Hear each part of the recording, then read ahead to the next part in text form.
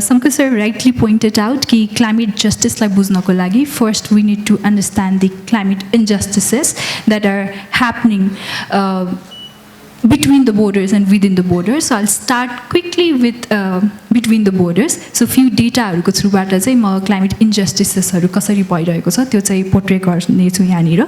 So first, to understand climate injustice, we need to see who caused the climate crisis first place ma. So climate crisis it didn't originate from Himalayas or global south. It originated from the coal mines and oil rigs of the colonial and the industrial countries. So jun industrial era dekhi jun economic system we have been following, त्यही सिस्टमले के गरिरहेको छ त global इनइक्वालिटिज चाहिँ एकदमै broaden बनाइरहेको छ. So to give you the picture of global inequality एमिसनको थ्रुबाट हेर्ने हो भने global north rich develop countries उनीहरू चाहिँ हिस्टोरिकल एमिसन हेर्ने हो भने they are responsible for 90% of the emission, जसले गर्दा अहिलेको क्राइसिस हामी फेस गरिरहेको छौँ. एन्ड पर क्यापिटा एमिसन हेऱ्यो भने we can see the different picture. So per capita emission हेऱ्यो भने चाहिँ एउटा एभरेज अमेरिकनले एमिट गर्ने CO2 is 24 times more than average Nepali le emit गर्ने CO2.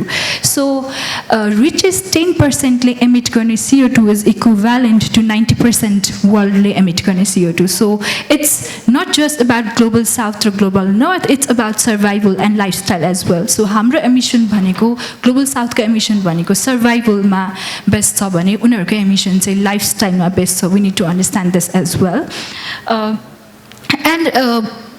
It's been more than 30 years that we have been negotiating, or global south or global north say they have been negotiating who is responsible and who should be paying भनेर हामी discuss गरिरहेको छौँ. But then we are not able to hold this global north or rich countries accountable. So I'll come back to this, why we're not being able to hold these countries accountable भनेर. Before that, I'll talk about other inequalities or other injustices that are going on. So there is huge research divide. We need to see this as well. Research ma pani, if we see the data, Carbon Brief website bhanera cha, what the researchers did भन्दाखेरि चाहिँ 100 most cited research papers haru, climate change मा लेखेको research papers haru चाहिँ उहाँहरूले त्योको author हरुको background चाहिँ check गर्नुभयो. And the result is very एकदमै big divide चाहिँ छ result मा. So 90% of scientists they belong to global north. Only 10% are from global south. र global south को पनि फेरि कसले लिड गरिरहनु भएको छ भन्दा चाइना, इन्डिया जस्तो कन्ट्रिजहरूले चाहिँ लिड गरिरहनु भएको छ. सो दिस डिभाइड पनि हामीले कन्सिडर गर्नुपर्छ. It's a form of injustice. And then global साउथको रिसर्चर्सहरूले हाई इम्प्याक्ट जर्नलहरूमा आफ्नो पेपर्सहरू पब्लिसै गर्न पाउनु हुँदैन. They are not trusted enough. हाम्रो ग्लोबल साउथबाट आउने टेक्नोलोजीहरू ट्रान्सफर गर्न इट्स भेरी हार्ड.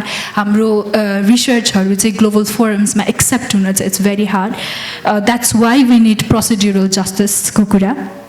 र अर्को इन्जस्टिसको कुरा हेर्ने हो भने चाहिँ हु सेट द एजेन्डामा पनि फरक पर्छ. Global north has been setting the agenda climate नेगोसिएसनको स्टार्टिङदेखि नै ग्लोबल फोरममा. So they are focusing on mitigation. हामी चाहिँ एडप्टेसनको कुरा गर्छौँ भने हाम्रो सबै धेरै जसो ग्लोबल फोरम्समा हुने डिस्कसनहरू चाहिँ मिटिगेसनमा फोकस छ. क्वाइट रिसेन्टली मात्र एडप्टेसनमा हामी अलिकति बढी कुरा गरिरहेको छौँ. लस एन्ड ड्यामेज र क्लाइमेट फाइनेन्सको कुराहरू रिसेन्टली मात्र भइरहेको छ. So why this global north countries are focusing on mitigation भन्दाखेरि चाहिँ मिटिगेसन भनेको अलिकति फ्यान्सियर भयो, ग्ल्यामरस कुरा पनि भयो. मिटिगेसनमा फोकस गर्ने बित्तिकै you are working for global benefit भन्ने भयो. एडप्टेसन त लोकल कम्युनिटीले पाउने बेनिफिट भयो नि त. They don't want to invest in it. अर्को भनेको चाहिँ फेरि दिस रिच कन्ट्रिज आर फेरि looking at the profits. So if you invest in मिटिगेसनमा भने you will get your fund back. Carbon अफसेटको फर्ममा हुनसक्छ अर ग्रिन बन्डको फर्ममा हुनसक्छ. हजुरले आफूले खर्च गरेको अमाउन्ट चाहिँ फेरि फिर्ता पाउनुहुन्छ. And then you will get this title also कि how we leading technological solution भनेर पनि एउटा टाइटल पाउनुहुन्छ. सो त्यही भएर पनि मिटिगेसनमा चाहिँ बढी फोकस भइरहेको छ. यो पनि it's a form of injustice that we need to understand. So another thing एकदमै सानो कुरा बट देन एकदमै बिग डिभाइड देखिन्छ सो रिच कन्ट्रिजहरू they are technologically advanced so they are not rich in biodiversity we are rich in biodiversity but they have been creating यो genetically engineer सिड्सहरू जसले चाहिँ एकदमै प्रडक्सन यिल्ड चाहिँ एकदमै बढी हुन्छ एन्ड देन वी आर हाम्रो साइडमा चाहिँ क्लाइमेट चेन्जको इम्प्याक्टले हाम्रो प्रडक्सन घटिरहेको छ and we are relying on those seeds अनि फेरि यो सिड्सहरूको पनि फ्री फ्लो भइरहेको छैन कि सो यही सिड्सको लागि अगेन फेरि ग्लोबल नर्थले पेटेन्ट्स प्रफिट्सको थ्रुबाट we are relying on them and we are paying them again and now I come to the direct question why we need climate justice. So climate justice बिनाको climate action ले चाहिँ फेरि अर्को खालको injustice चाहिँ create गर्छ. We need to understand it. So it's called triple injustice भनेर भन्छ. So for example, I'll take example of यो solar geoengineering को example लिन्छु. So technology मा global north ले lead गरिरहेको छ. So अहिले आएर हेर्ने हो भने geoengineering मा चाहिँ global north ले carbon capture होस् या solar radiation लाई नै back गर्ने reflect गर्ने technologiesहरुमा चाहिँ it has been leading. But then Global South is talked about but not included in the talks. So त्यसले गर्दा के भइरहेको छ त further यसको consequencesहरु हामीलाई आइडिया नै छैन and then Global South receiving end मा छ. So responsible end मा चाहिँ Global North छ, Global South चाहिँ receiving end मा छ.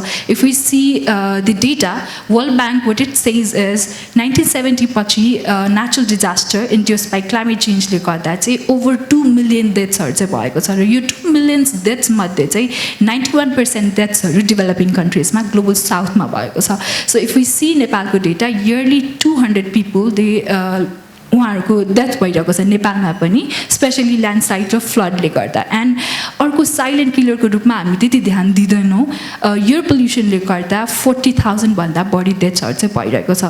सो नाउ टाइमको पनि लिमिटेसन छ so I quickly go back why we not able to hold this developed countries accountable को क्वेसन गर्दा चाहिँ सो ग्लोबल साउथले अहिलेसम्म ग्लोबल फोरम्सहरूमा चाहिँ global north is responsible they should be paying भनेर चाहिँ के गरिरहेको छ त एजेन्डा सेट गरिरहेको छ and then this another agenda what they are trying to set is this catch up mentality. So global नर्थले चाहिँ फोसल फ्युल ड्रिभन डेभलपमेन्टबाट चाहिँ बेनिफिट लियो भने global south should also get benefit from the fossil fuel के भन्छ driven development होइन. So हामीले एमिट गर्न पाउने राइट पनि हुनुपर्छ भनेर भनिरहेको छ and this thing is not working. So global साउथले चाहिँ टुगेदर ट्रान्जिसनको फर्मुला चाहिँ अप्नाउनुपर्छ जस्तो लाग्छ मलाई. सो वी क्यान नट से कि हामी रेपरेसन पनि चाहन्छौँ तर हामी एमिट पनि गर्छौँ भन्नु चाहिँ मिल्दैन. यो जस्टिसको दायरामा हेऱ्यो भने चाहिँ इट्स नट फेयर.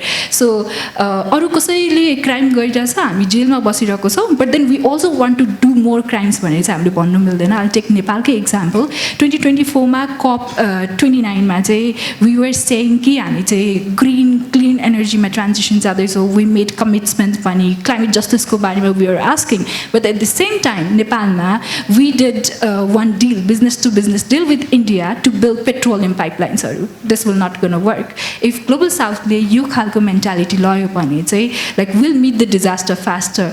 सो यो खालको कुरामा चाहिँ ध्यान दिनुपर्छ and what are the ways भन्दाखेरि चाहिँ हाम्रो किनोट स्पिकर्सहरूले पनि अघि भन्नुभयो कि लिटरल लिटिगेसनको केसेसहरू पनि फाइल भइसकेको छ. That's could be one way. अर्को भनेको चाहिँ रेपरेसनकै कुराहरूलाई एक्सप्यान्ड गर्न सक्यो भने चाहिँ बेटर हुन्छ. सो लस एन्ड ड्यामेज एउटा कुरा भयो. अर्को भनेको चाहिँ जस्तै यो एकदमै फास्ट इमर्जेन्सी रिलिफको कुरा एकदमै लेन्दी प्रोसेस छ क्लाइमेट फन्डको. सो त्यसलाई चाहिँ सर्टर बनाउने कुरामा चाहिँ हामी पुस गर्न सक्छौँ. And talking about the quickly talk about the injustices within the border. So policies मा चाहिँ we have said कि हाम्रो most vulnerable people like will treat first भनेर but then they're the one who are facing the consequences first and must but helped last. I'll use the data quickly. So recently मात्र काठमाडौँ पोस्टमा एउटा paper चाहिँ publish भएको थियो Bajhang डिस्ट्रिक्टबाट. So 2021 को post monsoon फ्लडबाट जय पृथ्वी नगरपालिकामा चाहिँ I just take the example of Jaya Prithvi nagarpalika. त्यहाँ चाहिँ 122 Dalit families were affected and among those 122 families only 22 made it to the beneficiary list. अब त्यो बेनिफिसियरी लिस्ट पनि only 8 got approved and only 4 got के भन्छ हाम्रो रिकन्स्ट्रक्सनको एड चाहिँ बल्ल एउटा फ्यामिलीले मात्र पाउनुभयो and those families are force to leave the country so यो कुरा चाहिँ हामीले बुझ्नु पऱ्यो so while treating the poor vulnerable the marginalized community of Nepal shouldn't forget that it's poor, it's vulnerable, and it's marginalized in the world community of more than 200 countries.